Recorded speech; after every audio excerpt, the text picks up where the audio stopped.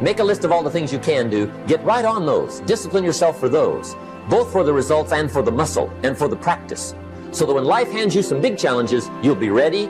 But see, if you don't handle the small ones, you can't take care of the big ones. Here's the steps. Number one, find out how things work. The first key to doing better is find out. To change your life, really, you need ideas. There isn't anything an idea can't change. And Schoaf taught me the major problem is lack of an idea, not a problem. At first, I didn't have any money. I said to Mr. Schoaf, I don't have any money. He said, that's not a problem. Now, see, up until then, I always thought it was. I was confused. He said, no, the problem is lack of an idea on how to create money and wealth. It isn't lack of money, it's lack of ideas. So if you get the ideas, see, you can change anything. Now, to get ideas, you need a constant study of finding out. And they have to all be brought under the organizational structure of long-term collective vision. And in order to do that, you have to be disciplined. And any discipline, technically speaking, is an attempt to bring all those competing short-term impulses under a larger scale and more inclusive framework. You do that, and then, well, that's actually what gives you freedom. If you're going to mess around with very complicated and dangerous matters, you should really put your life together. We also know that the higher your conscientiousness, the lower your neuroticism. Conscientiousness does seem to keep neuroticism in check, and so I would say, and have said this to many people, clean your room, organize your life, get a routine, establish disciplined habits. The next subject is setting goals. Let me show you what turned my life every way but loose. Setting goals. Here's what can easily happen if you don't set goals. It's easy to let life deteriorate into making a living instead of designing a life. And we all have a choice. Make a living or design a life. It's easy to get trapped by economic necessity. But the best advice I can give you on how to break out of that trap is to learn how to set goals.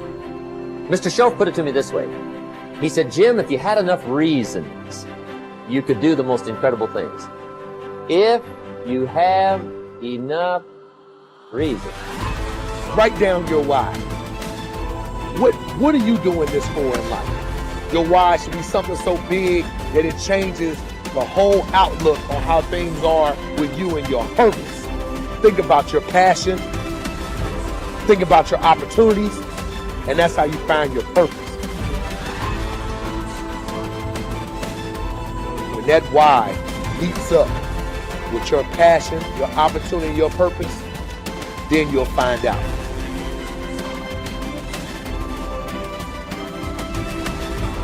Most of us are standing in a busy street, just letting the opportunities in life pass us by. We're waiting for the perfect situation, the perfect circumstances, the perfect opportunity, the perfect time. There's never going to be a perfect time or the perfect moment. There's never a perfect moment to do something great with your life. Take a look at the clock. That thing ain't stopping for nothing, baby. It's going to keep ticking, keep moving, keep passing you by all the time you're waiting for it to read perfect o'clock. You have to take action now. Whatever that goal is, whatever that dream is that you're holding in your mind, now is the time. Forget all your excuses. Forget all your problems. Not tomorrow, not next week, but right here, right now. Why keep looking around at people that are where you want to be, living the type of life you want to live? Look at that place where they are and say to yourself, now is my time. Now is my moment. Now is your moment. Today is that day. I want you to be terrified of sitting on the sidelines and doing nothing. Waking up in 6 days or 6 weeks or 6 years or 60 years and being no closer to your goal. You've made no progress. That is the nightmare. Do the extra repetition, run the extra mile, go the extra round, make the right choices. Give the full measure. Fight back. Go down swinging. Give every day everything you've got. Embed that long-term goal in your mind. Burn it into your soul.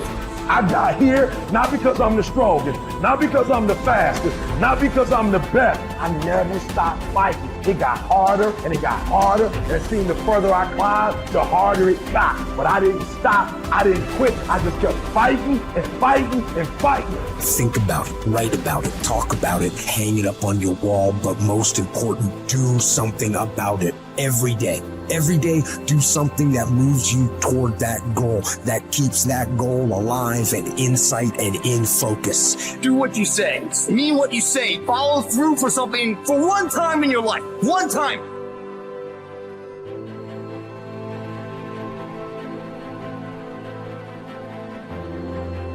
Most people can motivate themselves to do things simply by knowing that those things need to be done. But not me. For me, motivation is this horrible, scary game where I try to make myself do something while I actively avoid doing it. If I win, I have to do something I don't want to do. And if I lose, I'm one step closer to ruining my entire life.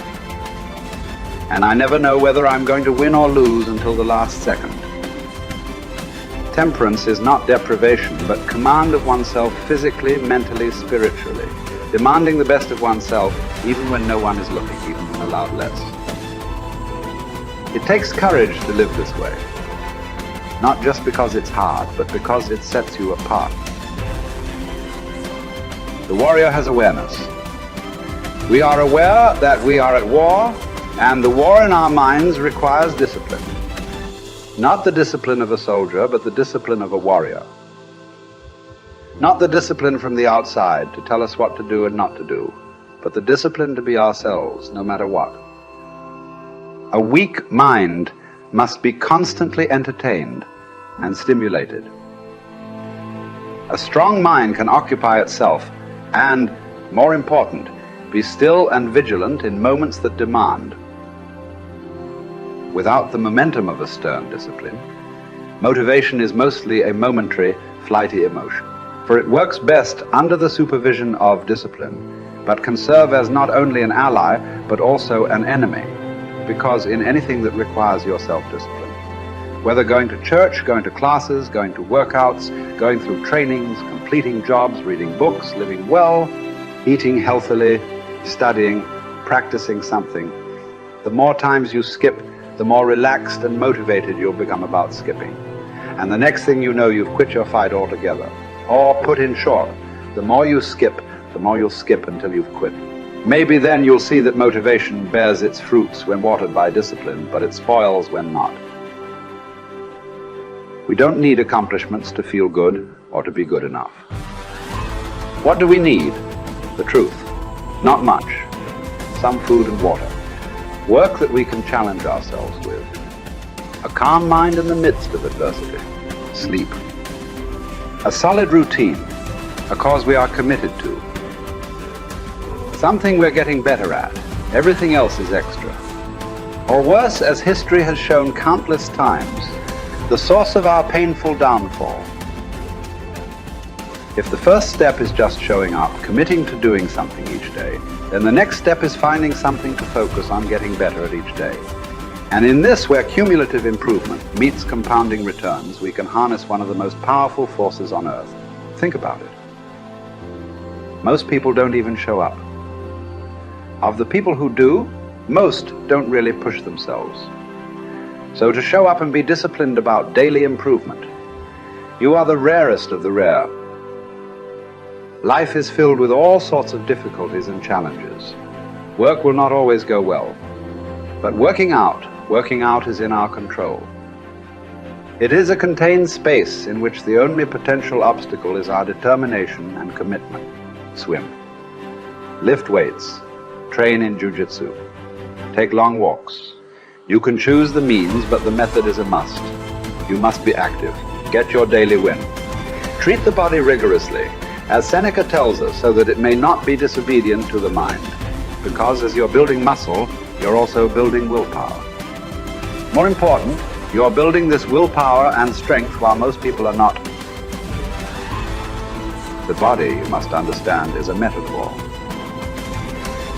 It's a training ground, a proving ground for the mind and the soul. What are you willing to put up with? What can you do without? What will you put yourself through? What can you produce with it? Only you know what it will look like to train in your art like a samurai, an Olympic athlete, a master in pursuit of excellence. Only you will know what you need to practice from morning until night, what to repeat 10,000 times. It won't be easy, but in that burden is also freedom and confidence. The pleasure of the flow state, the rhythm of second nature, the quiet calmness of knowing that from the practice you'll know exactly what to do when it counts, the pride and the dependability of doing it too.